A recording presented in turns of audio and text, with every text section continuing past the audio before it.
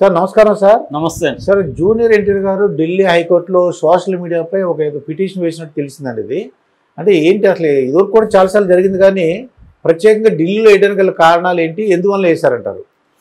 నిన్న జూనియర్ ఎన్టీఆర్ ఢిల్లీ హైకోర్టులో ఒక పిటిషన్ వేశాడు. అదేంటంటే, నా మీద ట్రోల్స్ సోషల్ మీడియాలో విపరీతంగా జరుగుతున్నాయి, ఈ ట్రోల్స్ని ఆపమని, ఈ ట్రోల్స్ నా మీద ఉన్న యాంటీగా ఉన్న పోస్టులన్నీ తీసేయమని సోషల్ మీడియా ప్లాట్ఫామ్స్ యాజమాన్యాల్ని ఆదేశించండి అని అడుగుతూ ఢిల్లీ హైకోర్టులో పిటిషన్ వేశాడు. ఢిల్లీ హైకోర్టు కూడా ఈ పిటిషన్ని స్వీకరించి సోషల్ మీడియా యాజమాన్యానికి, ఈ కామర్స్ సైట్లకి ఈ సమాధానం కౌంటర్ ఇవ్వమని, తర్వాత ఎక్కడెక్కడ పోస్టులు పెట్టారు వాటి గురించి సమాధానం ఇవ్వమని కౌంటర్ వేసింది. అది కూడా 2 రోజులు టైం ఇచ్చింది. అట్లాగే ఇది 21కి వాయిదా కూడా, నెక్స్ట్ విచారణ 21కి వేసింది. సో ఇది ఇప్పుడు సంచలనంగా మారింది. ఎందుకంటే జూనియర్ ఎన్టీఆర్ ఆయన మీద వస్తున్న విమర్శలకు కానీ, ఆయన మీద వస్తున్న ట్రోల్స్కి కానీ ఎప్పుడు కానీ స్పందించే నేచర్ ఆయనకి లేదు. ఆయన ఎప్పటి నుంచో, ఎందుకంటే ఆయనకి రాజకీయాల్లో ఉన్నా ఉండకపోయినా ఆయన రాజకీయ కోణంలోనే ఆయన్ని చూస్తారు. ఎందుకంటే ఆయన రాజకీయాలు వదిలిపెట్టి చూడరు. ఎందుకంటే అలా అలవాటైపోయింది. తెలుగుదేశంలో ఆయన గతంలో 2009లో ప్రచారం చేయడం, తర్వాత లోకేష్ రంగంలోకి వచ్చిన చంద్రబాబు ఈయన పక్కన పెట్టేయడం. ఈయన ఎప్పుడైతే చంద్రబాబు పక్కన పెట్టేశాడో, నందమూరి ఫ్యామిలీ ఏంటంటే మొదటి నుంచి కూడా ఎన్టీఆర్ని ఓన్ చేసుకోలేదు. ఎందుకంటే ఆయన అఫ్సిల్ భార్య కొడుకు కాదు కాబట్టి వాళ్ళకి ఇష్టం లేదు, కాబట్టి ఓన్ చేసుకోలేదు. పెద్ద ఆయన ఉన్నప్పుడు, రామారావు ఉన్నప్పుడు చేరదీశాడు. ఆ తర్వాత కొంతవరకు బాలకృష్ణ కూడా ఫ్రెండ్లీగానే ఉన్నాడు. కానీ ఈ ఫ్యామిలీ ఆయన్ని బిగినింగ్లో ఓన్ చేసుకోకుండా ఒక రకంగా తొక్కేయాలని కూడా ట్రై చేశారు. అందుకని తారక రత్నాన్ని తీసుకొచ్చి ఒకే రోజు 9 సినిమాలు ఓపెన్ చేయించడం, ఇవన్నీ మన అందరికి తెలుసు. కానీ అది విచిత్రంగా తారక రత్న కెరీర్ ఎక్కడికి వెళ్ళిపోయి చివరికి పాపం ఆయన దారుణంగా చనిపోయాడు. ఇతనేమో అనూహ్యంగా పెరుగుతూ వచ్చి ఇప్పుడు ఇండియాలోనే చాలా మంది టాప్ స్టార్లలో ఒకటిగా నిలిచాడు.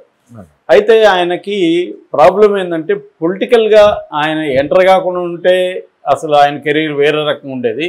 కానీ ఆయన ఉండలేని పరిస్థితి. నందమూరి ఫ్యామిలీ కాబట్టి చంద్రబాబు ఏంటంటే, ఎవరు ఉపయోగపడితే వాళ్ళని ఉపయోగించుకుందాం అనే నేచర్ ఆయనకు ఉంటుంది. ఆయనకే కాదు, ప్రతి పొలిటీషియన్కి ఉంటుంది.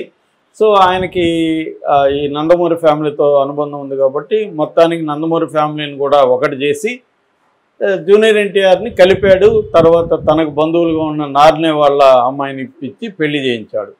దాంతో జూనియర్ ఎన్టీఆర్ కూడా ఇవి కావాలి, ఎందుకంటే ఒక పెద్ద ఫ్యామిలీ తనకి యాంటీగా ఉంది కాబట్టి అది ప్రోగా మారితే తనకు కూడా బెటర్ కాబట్టి జూనియర్ ఎన్టీఆర్ కూడా దానికి ఒప్పుకొని దిగారు. పరస్పరం ఉపయోగం ఉన్నింది. అయితే ఆ తర్వాత లోకేష్ వచ్చినాక ఇన్ని కొంత దూరం పెట్టేసరికి జూనియర్ ఎన్టీఆర్ వెనక్కి వెళ్ళాడు. జూనియర్ ఎన్టీఆర్కి అప్పట్లో ఏంటంటే అంత మెచ్యూరిటీ కూడా లేదు, చిన్న వయసు, తనే సీఎం అయిపోవచ్చు చంద్రబాబు తర్వాత తన కళలు కూడా అన్నారు. చుట్టూ ఉండేవాళ్ళు కూడా లేపుతారు కదా, నువ్వే సీఎం అని. ఇవన్నీ జరిగాయి. అయితే దాని తర్వాత అక్కడి నుంచి ఇంక మొదలైందండి. సో అక్కడి నుంచి ఏమైంది, నందమూరి ఫ్యామిలీ యాంటీ అయిపోయింది. మళ్ళీ జూనియర్ ఎన్టీఆర్ కూడా కన్ఫ్యూజన్లోకి వెళ్ళిపోయాడు. తెలుగుదేశం ఏమో తాత స్థాపించింది, ఇప్పుడేమో వేరే వాళ్ళ దగ్గర ఉంది. సో తనకి అక్కడ చోటు లేదు. సో చోటు లేనప్పుడు ఏం చేయాలి అనేసరికి దీన్ని వైసీపీ ఉపయోగించుకోవడం మొదలుపెట్టింది. సో వైసీపీ ఉపయోగించుకుంటుంటే ఈయన ఎప్పుడు ఖండించలేదు. ఎప్పుడు కూడా నన్ను ఉపయోగించుకోకండి, నాకు వైసీపీకి సంబంధం లేదని ఒక స్టేట్మెంట్ ఎప్పుడు ఇవ్వాలి. సైలెంట్గా ఉన్నాడు. సైలెంట్ అంటే ఏమి, చాలాసార్లు మౌనం అర్ధంగీకారం అన్నట్టుగా ఆయన అలో చేస్తున్నట్టే కదా, అలో చేశాడు. దీంతో ఈయన అభిమానులు చంద్రబాబు లేకపోతే లోకేష్ సభల్లో జూనియర్ ఎన్టీఆర్ రావాలి, మాకు జూనియర్ ఎన్టీఆర్ కావాలి అని అనడం, ఫ్లెక్సీలు పెట్టడం, ఇది కొంత వైసీపీ కూడా ప్లాన్డ్గా చేసింది. అంటే గందరగోళం క్రియేట్ చేయడానికి, లోకేష్ యాంటీగా ఒక నెరేటివ్ని బిల్డప్ చేయడానికి ఈయన్ని వాడుకుంది. అప్పుడంతా కూడా ఈయన ఖండించలేదు. అట్లాగే ఈయన భువనేశ్వర్ మీద దారుణంగా కామెంట్స్ చేసినప్పుడు కానీ, హెల్త్ యూనివర్సిటీకి పేరు మార్చినప్పుడు కానీ స్పందన కరెక్ట్గా లేదు. ఏదో నామకే వస్తే స్పందించాడు. చివరికి అన్నిటికంటే ఘోరం ఏంటంటే, చంద్రబాబు అరెస్ట్ అయ్యి జైలుకి వెళ్ళినప్పుడు కనీసం ఒక ఫ్యామిలీ మెంబర్గా కూడా స్పందించలేదు ఆయన. దాంతో ఇతని మీద తీవ్ర వ్యతిరేకత తెలుగుదేశం శ్రేణుల్లో పెరిగింది. అక్కడి నుంచి ఇంకా ఈయన మీద ట్రోల్స్ రకరకాలుగా వాళ్ళు పెరిగాయి. మనం చూసాం మొన్న కూడా మధ్య junior NTR cinema release war 2 రిలీజ్ని ఆపడానికి అనంతపూర్ ఎమ్మెల్యే ప్రసాద్ ట్రై చేస్తున్నాడు. ఓపెన్గా ఆడియో కూడా బయటకు వచ్చింది. అప్పుడు కూడా జూనియర్ ఎన్టీఆర్ ఎక్కడా స్పందించలేదు. నిజానికి ఇప్పుడు ఏమి పెద్దగా జూనియర్ ఎన్టీఆర్ మీద కొత్తగా ఏమి ట్రోల్స్ జరగట్లేదు. ఆ వార్ 2 అప్పుడు జరిగాయి. ఆ తర్వాత ఈ మధ్య జరిగింది ఏంటంటే జూనియర్ ఎన్టీఆర్కి హెల్త్ ఏమన్నా బాగాలేదా, సన్నగా బక్కగా అయిపోయాడు, రోగిస్ట్ లాగా అయిపోయాడు అన్నదైతే వచ్చింది. అది కూడా ఒక 1 month బ్యాక్ వచ్చాయి. ఇప్పుడు ఎందుకు సడన్ గా ఆయన వెళ్ళాడు అనేది మాత్రం ప్రశ్నార్థకమే. అది కూడా ఢిల్లీ హైకోర్టుకి ఎందుకు వెళ్తున్నారు? నాగార్జున కూడా అలాగే వెళ్ళాడు. నిజానికి కోర్టుల ద్వారా సోషల్ మీడియాని కంట్రోల్ చేయడం అనేది సాధ్యం కాదు. ఏముంటాయి, మీరు తీయండి అంటారు, మళ్ళీ పెడతారు, ఏం చేస్తుంది? సమంత అప్పుడు హైకోర్టుకు పోయినప్పుడు తెలంగాణ హైకోర్టు కామెంట్ చేసింది. అదేంటంటే, అమ్మ నువ్వు పబ్లిక్ ఫిగర్గా ఉన్నప్పుడు నీకు ప్రోగా యాంటీగా 2 వస్తుంటాయి, దాని మీదంతా నువ్వు కేసులు వేస్తూ ఉంటాయి ఎలాగా? అట్లాంటప్పుడు నువ్వు పబ్లిక్ ఫిగర్గా ఉండకు, నువ్వు కూడా పోస్టులు పెడుతున్నావు కదా, మరి దానికి రియాక్షన్ నీకు అనుకూలంగానే రావాలంటే ఎలాగా అనేది కోర్టు అడిగింది. అది ప్రాక్టికల్గా ఉంది. వీళ్ళకి అనుకూలంగా ఇప్పుడు జూనియర్ ఎన్టీఆర్కి అందరూ అనుకూలంగానే ఉండాలంటే ఎలాగవుతుంది? అవును, ఆయన సన్నగా బక్కబక్క అయిపోయాడు, నువ్వు పబ్లిక్ ఫిగర్ కాబట్టి ఏమైంది జూనియర్ ఎన్టీఆర్కి అని ఆందోళనతో పెట్టేవాళ్ళు ఉంటారు, నీ మీద ట్రోల్స్ చేసి నెగిటివ్గా చేసేవాళ్ళు ఉంటారు. మరి జూనియర్ ఎన్టీఆర్ను ఉపయోగించుకొని వైసీపీ తెలుగుదేశం మీద అటాక్ చేసినప్పుడు జూనియర్ ఎన్టీఆర్ ఎందుకు మాట్లాడలేదు? అప్పుడు నీకు బాగానే ఉండిందా సోషల్ మీడియా?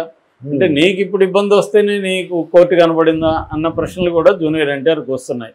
పైగా నాగార్జున కానీ ఈయన కానీ ఢిల్లీ హైకోర్టుకి ఎందుకు వెళ్తున్నారు? ఇక్కడ కదా నీకు పోస్టులు ఉన్నాయి. ఇటు ఏపీ హైకోర్టు కన్నా హైదరాబాద్ తెలంగాణ హైకోర్టు కన్నా వెళ్ళాలి కదా అనేది కూడా వినిపిస్తుంది. ఏది అంటే వీళ్ళకి ఇక్కడ కోర్టుల మీద నమ్మకం లేదా, లేకపోతే ఇక్కడ కోర్టులు పెద్దగా పట్టించుకోవాలనుకున్నారా తెలియదు.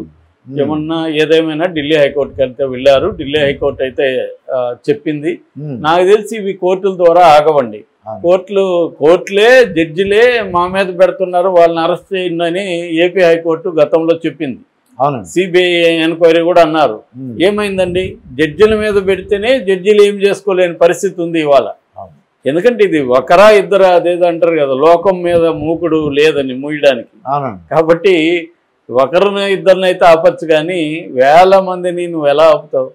కాబట్టి ఏంటంటే సెలబ్రిటీలు గుర్తుపెట్టుకోవాల్సింది, సోషల్ మీడియాతో గొడవ పెట్టుకొని సోషల్ మీడియా నేను కంట్రోల్ చేయాలనుకోవడం అది మూర్ఖత్వం తప్ప అంతకంటే ఏమి లేదు. కాబట్టి ఇప్పుడు జూనియర్ ఎన్టీఆర్ ఆయన పని ఆయన చేసుకుంటూ వెళ్ళాలి, మాట్లాడినాం అనుకొని ఆయన కెరీర్ ఆయన బిల్డప్ చేసుకుంటూ వెళ్ళాలి తప్ప దీనివల్ల ఇంకా పెరుగుతాయి తప్ప తగ్గుతాయని నేనైతే అనుకోవట్లేదండి. మరి జూనియర్ ఎన్టీఆర్కి ఆయనకి ఇవన్నీ తెలియదని కాదు, మరి ఆయన ప్లాన్ ఏంటి అనేది తెలియదు, కానీ ఆయన లక్ష్యం మాత్రం నెరవేరుతుందనేది డౌట్ఫుల్. అంటే ప్రతి ఒక్కటి చేతిలో సెల్ ఫోన్ ఉందండి. అవును, చిన్న పోస్ట్ పెట్టింది దానికి ఆన్సర్ చెప్పేయడం. ఇదివరకు కెమెరాలు అన్ని కావాల్సి సెల్ ఉంది కాబట్టి చూద్దాం మరి ఏం జరుగుతుందో ఫ్యూచర్ భవిష్యత్తులో. అవును, నమస్కారం సార్.